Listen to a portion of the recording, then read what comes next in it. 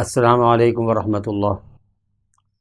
اعوذ باللہ من الشیطان الرجیم، بسم اللہ الرحمن الرحیم۔ قل تعالوا اتل ما حرم ربكم عليكم الا تشركوا به شيئا وبالوالدين احسانا ولا تقتلوا أولادكم من إملاق نحن نرزقكم وإياهم ولا تقربوا الفواحش ما ظهر منها وما بطن ولا تقتلوا النفس التي حرم الله إلا بالحق ذلكم وصاكم به لعلكم تعقلون ولا تقربوا مال اليتيم إلا بالتي هي أحسن حتى يبلغ أشده وأوفوا الكيل والميزان بالقسط لا نكلف نفسا إلا وسعها وإذا قلتم فاعدلوا ولو كان ذا قربى وبعهد الله أوفوا ذلكم وصاكم به لعلكم تذكرون وأن هذا صراطي مستقيما فاتبعوه ولا تتبعوا السبل فتفرق بكم عن سبيله ذلكم وصاكم به لعلكم تتقون وقال تعالى إن هذا القرآن يهدي للتي هي أقوم ويبشر المؤمنين الذين يعملون الصالحات آمنوا وعملوا الصالحات أن لهم أجرا كبيرا وأن الذين لا يؤمنون بالآخرة أعتدنا لهم عذابا أليما۔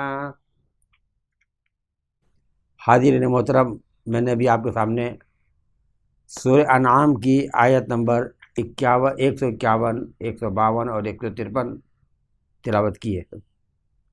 اسی طرح میں نے اس کے بعد آپ کے سامنے سورہ بنی اسرائیل کی آیت نمبر 9 اور 10 پیش کی ہے۔ پہلے میں سورہ بنی اسرائیل کی آیت نمبر 9 اور 10 کے حوالے سے بات کرنا چاہتا ہوں۔ اعوذ باللہ من الشیطان الرجیم، میں پناہ پکڑتا ہوں اللہ کی شیطان مردود سے۔ شروع کرتا ہوں اللہ کا نام لے کر جو بڑا مہربان نہایت رحم والا ہے۔ ان ھذا القرآن یہدی للتی ہی اقوم، یقیناً یہ قرآن ہدایت دیتا ہے اس چیز کے لیے جو سب سے بہترین ہے، جو سب سے سیدھی ہے، اور ان لوگوں کو، ان مومنوں کو جو نیک کام کرتے ہیں ان کو خوشخبری دیتا ہے کہ ان کے لیے بڑا اجر ہے، اور یہ بھی بتاتا ہے کہ جو لوگ آخرت پر ایمان نہیں رکھتے ہم نے ان کے لیے دردناک عذاب تیار کر رکھا ہے۔ یہ درس قرآن کا سلسلہ ہے اور قرآن پر ہمارا ایمان ہے۔ قرآن ایک مقدس کتاب ہے، اس کا ادب اور اس کا احترام ہماری لازم ہے۔ اس کو پاک حالت میں چھونا ہے، پاک حالت میں ہی پڑھنا ہے، بلند مقام پر رکھنا ہے اور صاف جگہ پر لے کے بیٹھنا ہے۔ اس کی بے ادبی نہیں ہونی دینی ہے، اس کا احترام کرنا ہے، خود بھی کرنا ہے، اگر کوئی بے احترامی کرتا ہے تو اس کو ٹوکنا ہے۔ اس سے بڑھ کر اس کا تقاضا یہ ہے کہ اس کے الفاظ کے محبت کے ساتھ ہم دیکھیں۔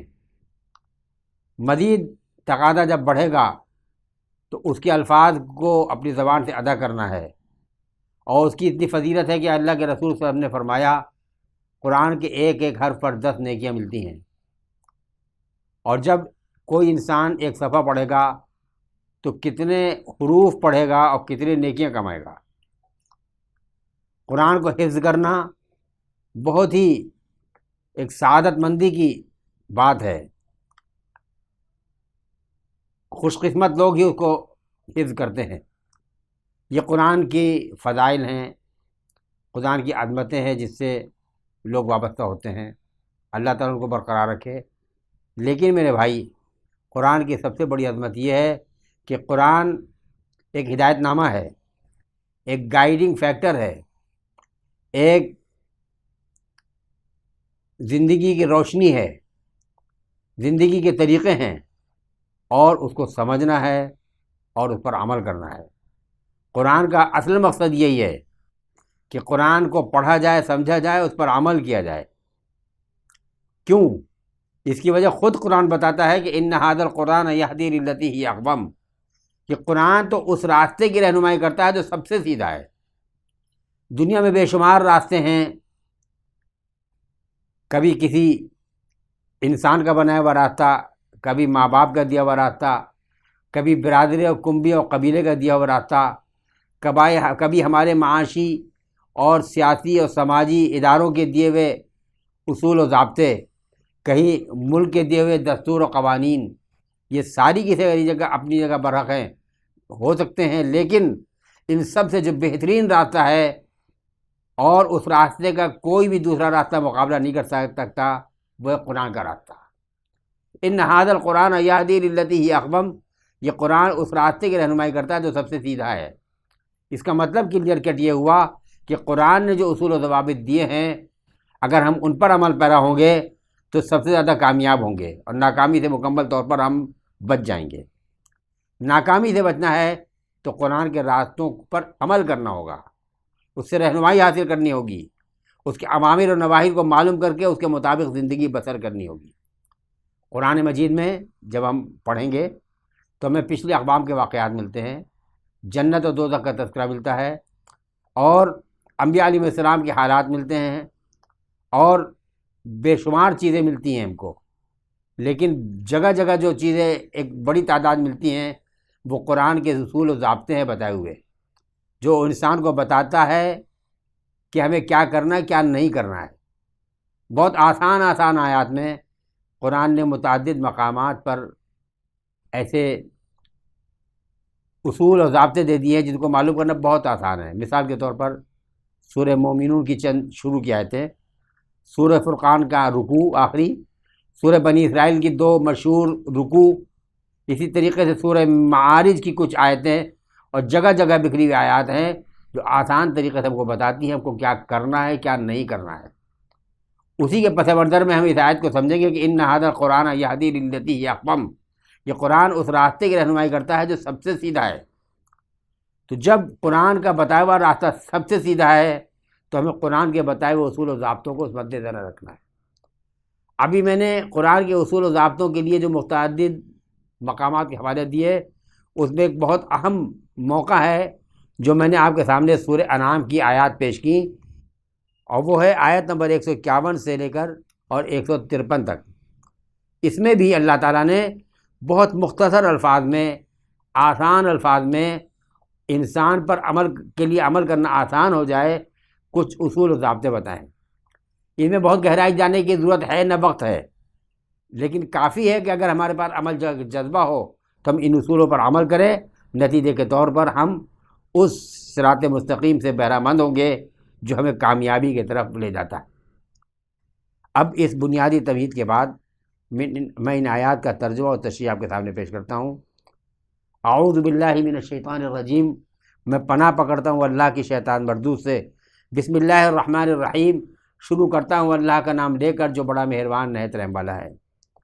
پھر میں عرض کر دوں ایک مرتبہ کہ ان آیات کو اس طور پر لینا ہے کہ میں خود میرے لیے، میری زندگی کے لیے بھی یہ آیات ضروری ہے کہ میں جائزہ لوں کہ میری زندگی کی عملی پہلو میں یہ چیزیں داخل ہیں کہ نہیں ہیں، اور جو ان کو تک آواز پہنچ رہی ہے ان کے لیے بھی ضروری ہے. وہ قرآن پر ایمان کے مراحل سے بہت آگے جا چکے ہیں، قرآن کا احترام ان کے دل میں کوٹ کوٹ کر بھرا ہوا ہے میرے بھائی. لیکن یہ کافی نہیں، نہ میرے لیے نہ آپ کے لیے.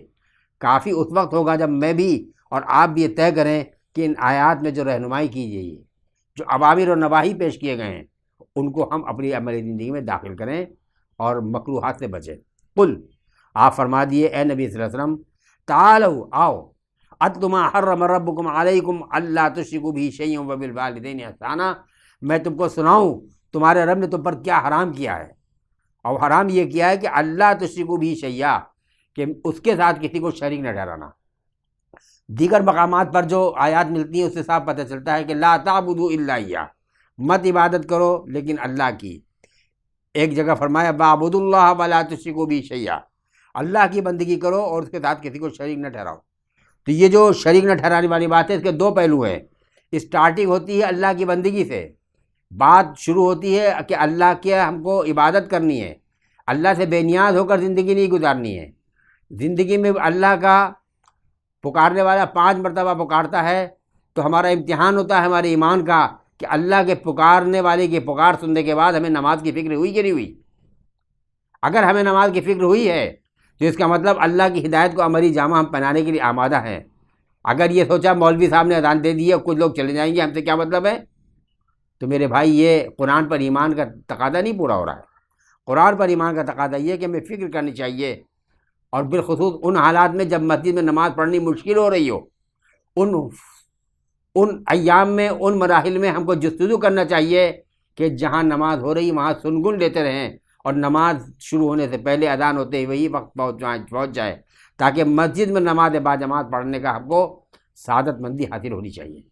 تو آج کل کے حالات میں بالخصوص یہ ہمارے ایمان کی کسوٹی ہے، یہ ایمان کا بہت بڑا نمونہ ہے کہ جب مؤذن پکارے تو ہم جستجو کر کے دیکھیں ہمارے قرب و جوار میں نہیں تو دور علاقوں میں کون سی مسجدیں جہاں پہ نماز ہو رہی ہے، اور ہم نماز کی سنگن لے کر نماز میں پہلے پہنچیں، تاکہ جیسے ہی مسجد کا دروازہ کھلے ہم نماز باجماعت کی سعادت سے بہرہ مند ہو جائیں۔ یہ مسلمان کی پہچان ہے آج کل کے اعتبار سے۔ اگر ہم اس میں پیچھے ہیں تو ہمیں اپنے ایمان کی خیر منانی چاہیے۔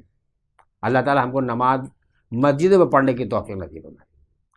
لیکن میرے بھائی جو دوسرا پہلو ہے وہ بھی بہت ہے کہ لا تشرکوا بہ شیئا، اللہ کے ساتھ کسی کو شریک نہ ٹھہراؤ۔ ہم نے نماز پڑھ لی کہ کافی ہے، ہم نے نماز پڑھ کے اللہ کے آگے سر و پیشانی جھکا دی، بہت سعادت مندی کی بات ہے، لیکن ہمیں جائزہ لینا پڑے گا کہ زندگی کے کسی مرحلے میں بھی کسی حالت میں بھی غیر اللہ کے آگے ہمارا سر نہ جھکے، غیر اللہ کے آگے ہاتھ باندھ کر کھڑے نہ ہوں، چاہے پتھر کی مورتی ہو یا مٹی کی قبر ہو یا کاغذ کا تعزیہ ہو، کسی کے آگے اپنے پیشانی کو اپنے ناک کو رگڑ کر ہم اپنے کو ذلیل نہ کریں۔ تو دو پہلو ہیں، جب اذان ہو اذان کا وقت ہو تو اللہ کی نماز کی طرف دوڑنا ہے اور جستجو کرنی ہے کہ ہم مسجد میں نماز پڑھیں، اور دوسری بات یہ کہ زندگی کے کسی مرحلے میں بھی ہم غیر اللہ کے آگے سر نہ جھکائیں۔ دوسری چیز جو جگہ اللہ تعالیٰ اپنی عبادت کی تلقین کے بعد کرتا ہے کہ وبالوالدین احسانا، والدین کے ساتھ حسن سلوک کرو۔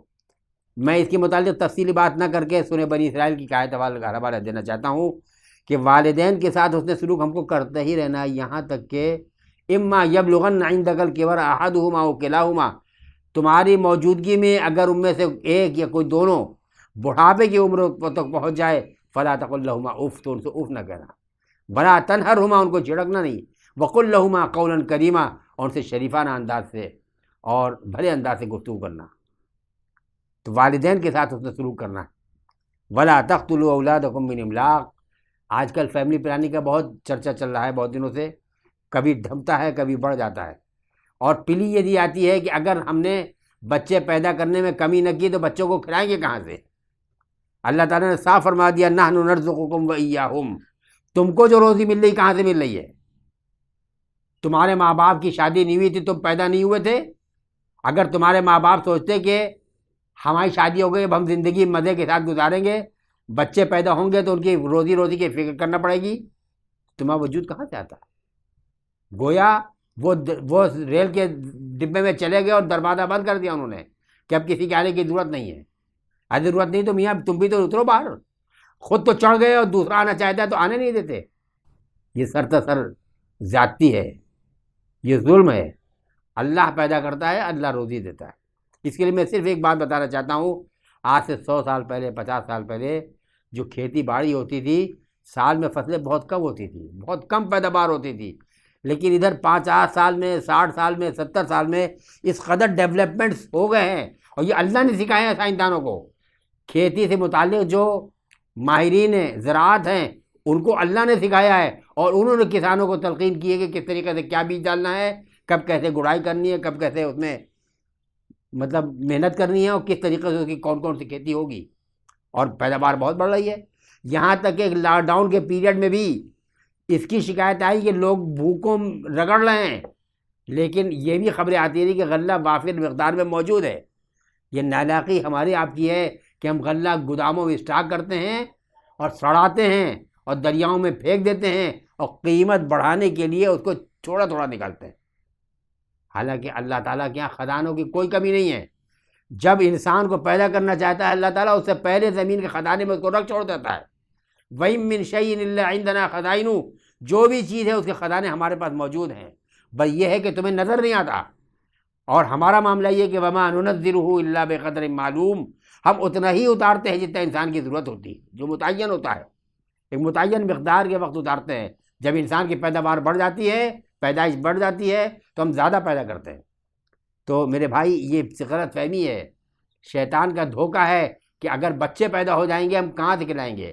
اللہ تعالیٰ نے صاف کر دیا کہ تم کو روزی کون دیتا ہے، جس طریقے سے تم کو دیتے رہے ہیں اور دے رہے ہیں، ایسی بچے جو پیدا ہوں گے ان کو بھی ہم دیں گے۔ نحن نرزقکم وإیاہم، تم کی بھی روزی ہم دیتے ہیں اور ان کو بھی ہم دیں گے۔ ولا تقربوا الفواحش ما ظہر منها وما بطن، اور کسی بھی بے حیائی کے قریب مت پھٹکو، چاہے وہ ظاہر ہو چاہے چھپی ہوئی ہو۔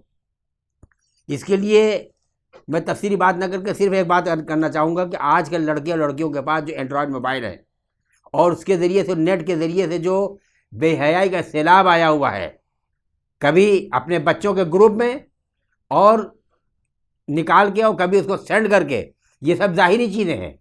اپنے گروپ میں دیکھیں تو یہ بھی ظاہر ہی ہے، اور جب ہم اس کو اڑیاں اور بے حیائی کے مناظر کو دوسروں کو سینڈ کریں، یہ بھی اڑیاں ہے، یہ بھی کھلم کھلا ہے، یہ بھی بے حیائی ہے۔ لیکن کبھی کبھی ایسا ہوتا ہے کہ ہمارے لڑکے اور لڑکیاں بالکل تنہائی میں مناظر دیکھتے ہیں اور اس سے مطلب انٹرٹین کرتے ہیں، اس سے محظوظ ہوتے ہیں۔ یہ ساری کی ساری چیزیں اللہ تعالیٰ کو ناپسند ہے، اس سے ہم نے کو بچنا ہے۔ وَلَا تَقْتُلُوا النَّفْسَ الَّتِي حَرَّمَ اللَّهُ إِلَّا بِالْحَقِّ، میری جان مجھ کو کتنی عزیز ہے، میرا بیٹا مجھ کو کتنا عزیز ہے، میرا کوئی عزیز مار دیا جاتا ہے، قتل کر دیا جاتا ہے، تو ہمارے دل کو کتنی تکلیف پہنچتی ہے۔ صرف اسی کا احساس کر لیں کہ اگر ہمارے عزیز کو قتل کر دیا جائے کتنی تکلیف پہنچے گی، تو جب دوسرے کو قتل کریں گے تو اس کو کتنی تکلیف پہنچے گی، صرف احساس کر لیں۔ اسی اللہ تعالیٰ نے ہر نفس کو محترم قرار دیا ہے۔ وَلَا تَقْتُلُوا النَّفْسَ الَّتِي حَرَّمَ اللَّهُ إِلَّا بِالْحَقِّ، کسی جان کو جسے اللہ نے محترم قرار دیا ہے ناحق قتل نہ کرو۔ وہ بات دوسری ہے کہ وہ خود قاتل ہے، وہ فتنہ فساد کا برپا کرنے والا ہے، وہ دوسروں کی جان کی پرواہ نہیں کرتا ہے، تو اس کو بھی زندہ رہنے کا حق نہیں ہے، لیکن اس کو قتل کی سزا حکومت دے گی۔ اپنے ہاتھ میں قانون نہ لو، بہرحال اس کو قتل کرنا جائز ہے۔ ذالکم وصاکم بہ لعلکم تعقلون، یہ اللہ تعالیٰ تم کو وصیت کرتا ہے اس چیز کی، امید ہے کہ تم عقل سے کام لو گے۔ وصیت کون کر رہا ہے؟ اللہ تعالیٰ۔ اللہ تعالیٰ کی وصیت مقدم ہے، اللہ تعالیٰ کی نصیحت سب سے اونچی ہے۔ سارے انسانوں کی نصیحتیں بعد میں آئیں گی، دیکھیں گے اللہ کی نصیحتیں ٹیلی کر رہی تو مانیں گے، نہیں ٹیلی کر لی تو نہیں مانیں گے۔ وَلَا تَقْرَبُوا مَالَ الْيَتِيمِ إِلَّا بِالَّتِي هِيَ أَحْسَنُ، یتیم جب ہم مر رہے ہوں، ہمارے چھوٹے چھوٹے بچے ہوں اور مال دولت چھوڑ رہے ہوں، تو اللہ نے منظر کشی کی، وَلْيَخْشَ الَّذِينَ لَوْ تَرَكُوا مِنْ خَلْفِهِمْ ذُرِّيَّةً ضِعَافًا خَافُوا عَلَيْهِمْ، جو لوگ مر رہے ہوں، اپنے پیچھے مال چھوڑ رہے ہوں، ناتوا اولاد ہو، تو ان کو کیسا ڈر ہوگا کہ ہم مال چھوڑ رہے ہیں، ہمارے بچوں کو پتہ نہیں ملے نہ ملے۔ دبنگ لوگ، ہمارا بڑا بیٹا جو طاقتور ہے، ہمارا بھائی، ہمارا پڑوسی، ہمارا فلاں رشتہ دار جو زیادہ طاقت رکھتا ہے، وہ ہڑپ کر لے گا، ہمارے بچوں کو محروم کر دے گا، اندیشہ کرتے ہیں۔ خافوا علیہم، ان کے بارے میں ڈرتے ہیں، ان کو بھی ڈرنا چاہیے۔ جب وہ کھاتے ہیں دوسرے کا مال تو ان کو بھی ڈرنا چاہیے۔ فلیتقوا اللہ، ان کو چاہیے اللہ سے ڈریں۔ ولیقولوا قولا سدیدا، اور سیدھی سیدھی بات کہیں۔ تو اس کا جرم، اس کی سزا کیا ہے؟ ان الذین یاکلون اموال الیتامی ظلما انما یاکلون فی بطونہم نارا، جو لوگ یتیموں کے مال کو ناحق کھاتے ہیں، وہ دراصل اپنے پیٹوں میں آگ بھرتے ہیں، ان قریب وہ بھڑکتی بھی آگ میں داخل ہوں گے۔ تو یتیم کے مال کے قریب مت بھٹکو، مگر اس طریقے سے جو بہترین راستہ ہو، یہاں تک کہ وہ اپنی عمر کی پختگی کو پہنچ جائے۔ وَأَوْفُوا الْكَيْلَ وَالْمِيزَانَ بِالْقِسْطِ، ہم کاروبار کرتے ہیں تو ہم چاہتے ہیں کہ جتنا پیسہ دے رہا ہے اس سے کچھ سرپلس مل جائے، پورا مل جائے، لیکن دوسرے کو دیتے ہیں تو گھٹا کے دیتے ہیں۔ اللہ تعالیٰ صاحب کہتا ہے کہ نہیں، انصاف کے ساتھ ناپ اور تول کو، پیمانے کو پورا کرو۔ وہ بات دوسری ہے، تم نے اپنی بھرپور کوشش کر لی، پھر بھی کوئی بے خبری میں یا تمہارے بس میں نہیں ہے، کچھ کمتی بڑھتی چلا گیا تو اللہ تعالیٰ معاف بھی کرنا والا ہے۔ لا نکلف نفسا الا وسعها، ہم کسی پر اتنا ہی بوجھ ڈالتے ہیں جس کی طاقت ہے۔ اور معاملات جب ہو، ڈسپیوٹ ہوں، متنازع معاملات ہوں، رشتہ داروں کے بھی معاملات ہوں، تو کسی کی شکل دیکھ کر، کسی کی رشتہ داری دیکھ کر معاملہ نہ کرو۔ وَإِذَا قُلْتُمْ فَاعْدِلُوا وَلَوْ كَانَ ذَا قُرْبَىٰ، جب بات کہو تو عدل سے کام لو، چاہے وہ رشتہ دار کا معاملہ کیوں نہ ہو۔ وَبِعَهْدِ اللَّهِ أَوْفُوا، معاملات زندگی جو ہیں وعدے کی پاسداری سے چلتے ہیں۔ اللہ تعالیٰ نے فرمایا وَأَوْفُوا بِالْعَهْدِ، عہد کو پورا کرو، إِنَّ الْعَهْدَ كَانَ مَسْئُولًا، عہد کے بارے میں بات پرسوں کی جائے گی۔ وَبِعَهْدِ اللَّهِ أَوْفُوا ذَلِكُمْ وَصَّاكُمْ بِهِ لَعَلَّكُمْ تَذَكَّرُونَ، یہ اللہ تعالیٰ نے تم کو نصیحت کی ہے، امید ہے کہ تم نصیحت قبول کرو گے۔ اس کے بعد اللہ فرماتا ہے وَأَنَّ هَٰذَا صِرَاطِي مُسْتَقِيمًا فَاتَّبِعُوهُ، میں نے عرض کیا تھا قرآن کا راستہ سب سے بہترین راستہ ہے۔ دنیا میں بے شمار اصول، رولز اور ریگولیشنز ہوتے ہیں، ہم کو فالو کرنا ہے، لیکن جب اللہ کا اصول آ جائے تو اللہ کے اصول کے مقابلے میں کسی کو ترجیح نہیں دیں گے۔ ہماری زندگی کا مشن اللہ کے اصول کی پاسداری ہے، دوسروں کی وفاداری کرنا، اللہ کے باغیوں کے اصولوں پر کو اپنا مشعل راہ قرار دینا، یہ قرآن پر ایمان لانے والے کا شیوا نہیں ہے۔ قرآن پر ایمان لانے کا والا شیوا جو ہے فرمایا گیا وَأَنَّ هَٰذَا صِرَاطِي مُسْتَقِيمًا فَاتَّبِعُوهُ، اور میرا راستہ یہ سیدھا ہے، پس اس کی پیروی کرو۔ وَلَا تَتَّبِعُوا السُّبُلَ فَتَفَرَّقَ بِكُمْ عَن سَبِيلِهِ، اللہ کے راستے کے علاوہ دوسرے راستوں کی پیروی نہ کرو، ورنہ اللہ کے راستے سے تم کو بڑا گندہ کر دیں گے، دور کر دیں گے، اللہ کے راستے سے بھٹک جاؤ گے۔ ذَلِكُمْ وَصَّاكُمْ بِهِ لَعَلَّكُمْ تَتَّقُونَ، یہ اللہ تعالیٰ نے تم کو وصیت کی ہے، امید ہے کہ تم پرہیزگاری کی زندگی اختیار کرو گے۔ آخر میں ایک مرتبہ پھر ترجمہ آپ کے سامنے پیش کرتا ہوں۔ آپ کہہ دیجئے آؤ میں تم کو سناؤں تمہارے رب نے تم پر کیا حرام کیا ہے، یہ کہ میرے اللہ کے ساتھ کسی کو شریک نہ ٹھہرانا، اور والدین کے ساتھ اس نے سلوک کرنا، اور اپنی اولاد کو مفلسی کی وجہ سے قتل نہ کرنا۔ ہم تم کو بھی روزے دیتے ہیں، ان کو بھی دیں گے۔ اور بے حیائی کی باتوں کے قریب مت پھٹکنا، چاہے ظاہری ہو پوشیدہ، اور کسی جان کو جسے اللہ نے محترم قرار دیا ہے قتل نہ کرنا سوائے اس کے ایسا کرنے کا حق ہو۔ یہی اللہ تعالیٰ نے تم کو تلقین کی ہے، امید ہے کہ تم عقل سے کام لو گے۔